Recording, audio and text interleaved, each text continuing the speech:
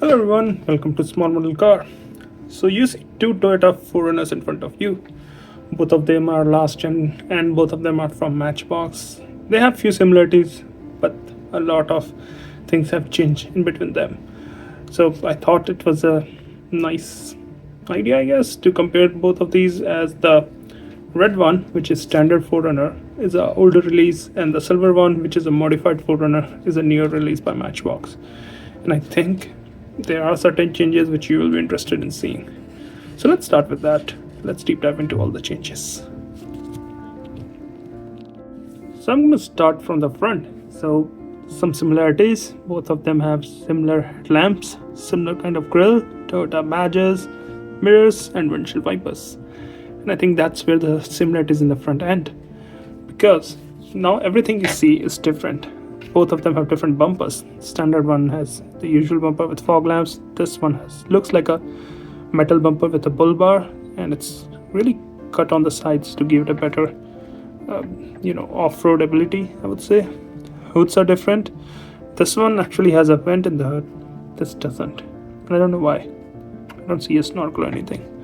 The other difference that I noticed in the front is this one, the modified one, the newer one, obviously has a very dark tinted windshield. The original one has a clear windshield, so you can actually see the interior through that.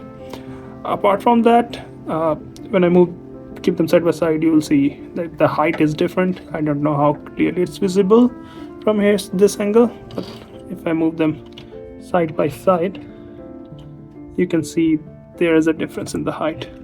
Let's just do this. It'll give you a better idea. So if you see the red one, the original one is lower, and I understand why. This is a standard one and this is a off-road one, so that's why there are those differences in the height. Now, since we are on the driver's side, let's see what are the changes here. Wheels obviously are different. The standard 4Runner has more traditional wheels, chrome finish. The modified one has wheels that look like beadlock ones, so they are slightly smaller in size, but then they have tires which are taller, so give you like better cushion when you go over rocks and broken roads. Also, obviously because of the different shape of bumpers, you can see the front and rear lift looks different, and it's obviously lifted, which we saw with the height difference. Again, since we are on this angle, you can see the standard one has a sunroof with roof rails and a shark fin antenna, whereas the one which is modified actually has a roof rack instead of roof rails. I don't know if they covered the sunroof, because if you see, it's not really visible, but there's no shark fin antenna on this one. So those are the major differences, and obviously you can't see the interior on the modified one. Here you can see it. I'm assuming it's going to be the same. Those are the major differences you can figure out on the side. Now let's move to the rear. So on the rear, again, you can see some major similarities and some major differences too. Similarities, if I talk, they both have got Toyota badges. The 4Runner written on the number plate trim, you can say. Spoilers present on both of them, and TRD, I think TRD is on this number plate. The other one hasn't got number plate. So those are the I think that's where the differences start.